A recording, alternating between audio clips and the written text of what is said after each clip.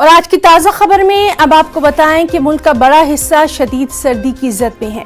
हर गुजरते दिन के साथ पारा है कि लगातार गिर रहा है, लोगों की मुश्किलों में इजाफा ही हो रहा है। कौमी राजधानी दिल्ली की बात करें, पंजाब की बात करें, हरियाणा की बात करें, उत्तर प्रदेश, उत्तराखंड, राजस्थान समेत दीगर रियासतों में कड़ाके की ठंड पड़ रही है। दिल्ली के सफदरजंग इलाके में आज सुबह 8:30 बजे कम से कम दर्जा हरारत 4 डिग्री रिकॉर्ड किया गया। ठंड से बचने के लिए लोग अलाव का सहारा ले रहे हैं। राजस्थान में कई अजला में पारा 0 से नीचे उतर गया है। पाला गिरने से फसलों को सख्त नुकसान पहुंचा है। जुनूबी हिंद में भी सर्दी में इजाफा हुआ है। तेलंगाना भी सर्दी की जद में है। जिला रंगारेड्डी, आसिफाबाद, सिंगारेड्डी, वकाराबाद, आदिलाबाद समेत दीगर अजला में शदीद ठंड पड़ रही है। चलिए सीधे रुख करेंगे राजधानी दिल्ली का। वहां से मौजूद है हमारे साथ हमारी साथी प्रीति और अशोक राज, जो कि राजस्थान के श्रीगंगानगर से हैं। प्रीति, सबसे पहले आपसे जानना चाहेंगे दिल्ली में सर्दी का क्या हाल है? बिल्कुल, मैं आपको बता दूं कि इस समय जो दिल्ली एनसीआर की मैं बात करूं तो दिल्ली एनसीआर में डेली जो पारा है वो नीचे जा रहा है और दिल्ली में जो ठंड है वो बढ़ चुकी है। आज सुबह की अगर मैं बात करूं तो सुबह जो तापमान था वो 4 डिग्री सेल्सियस तक था और मौसम विभाग के अनुसार अभी सोमवार को जो आज का दिन जो है वो ठंड और ज़्यादा बढ़ेगी और साथ ही 24-25 आने वाली 24-25 दिसंबर को हल्की बूंदाबांदी भी हो सकती है। और साथ ही जिस तरीके से दिल्ली में ठंड बढ़ रही है उसको देखते हुए यहाँ पर येलो अलर्ट जो है वो जारी किया गया है। सरकार की तरफ से जो रात में जो लोग हैं रैन बसेरी की व्यवस्था की गई है और साथ ही अलाव जलाने को लेकर भी यहाँ पर सरकार की तरफ से व्यवस्था की गई है।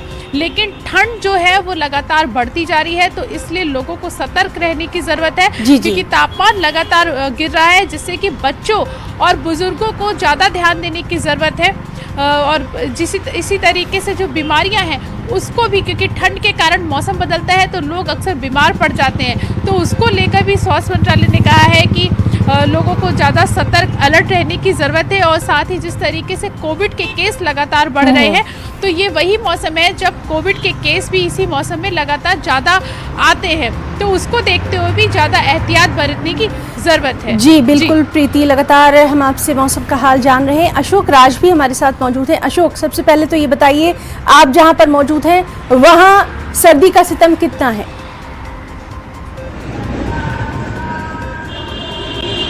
देखिए हिना, राजस्थान का सरहदी जिला श्रीगंगानगर है जो पिछले एक वीक से पूरी तरह से शीतलहर की चपेट में है।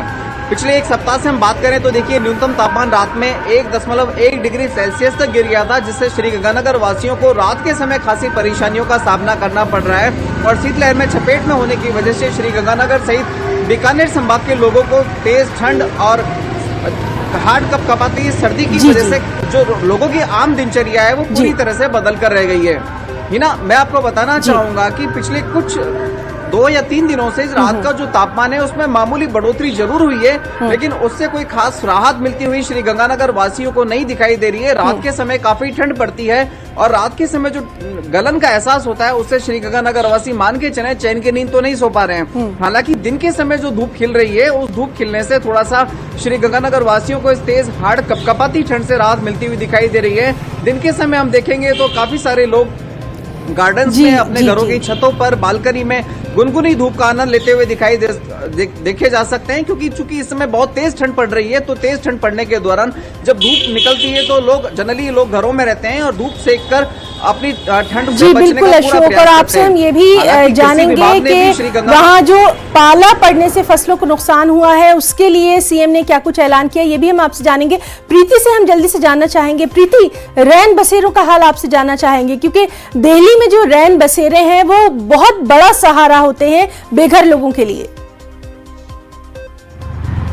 बिल्कुल आप ठीक कह रही हैं, क्योंकि दिल्ली में रैन बसेरे जो है वो बहुत बड़ा सहारा लोगों के लिए बनते हैं, क्योंकि यहाँ पर दिल्ली वो जगह है जहाँ पर पूरे देश से लोग आते हैं और यहाँ पर दिल्ली के सबसे बड़े अस्पताल भी हैं जहाँ पर लोग इलाज करवाने के लिए आते हैं, लेकिन फिर उनको रहने के लिए जगह नहीं मिलती है। और साथ ही यहाँ पर दिल्ली एनसीआर के भी बहुत सारे लोग आते हैं, राज्यों के अलग अलग राज्यों से लोग आते हैं, नोएडा से, हरियाणा से, गुड़गांव से भी यहाँ पे लोग आते हैं, तो उनके रहने का एकमात्र जो सहारा होता है वो रैन बसेरा होता है। तो दिल्ली सरकार की तरफ से रैन बसेरे की व्यवस्था की गई है, लेकिन अगर हम कहें कि पर्याप्त व्यवस्था है तो पर्याप्त व्यवस्था अभी देखने को नहीं मिल रही है, क्योंकि ठंड बहुत ज्यादा है और इस बार कोविड के केस भी दिल्ली में सबसे ज्यादा अभी तक बढ़ रहे हैं। तो उसको देखते हुए यहाँ पे सोशल डिस्टेंसिंग के साथ जो रैन बसेरे हैं, सोशल डिस्टेंसिंग के साथ रैन बसेरे बनाए गए हैं। तो पिछली बार जो रैन बसेरे बिल्कुल, और अशोक आपसे जानना चाहेंगे, पाला पड़ने से बहुत सारी फसलों को नुकसान पहुंचा है, सीएम ने कुछ राहत पैकेज का ऐलान किया क्या?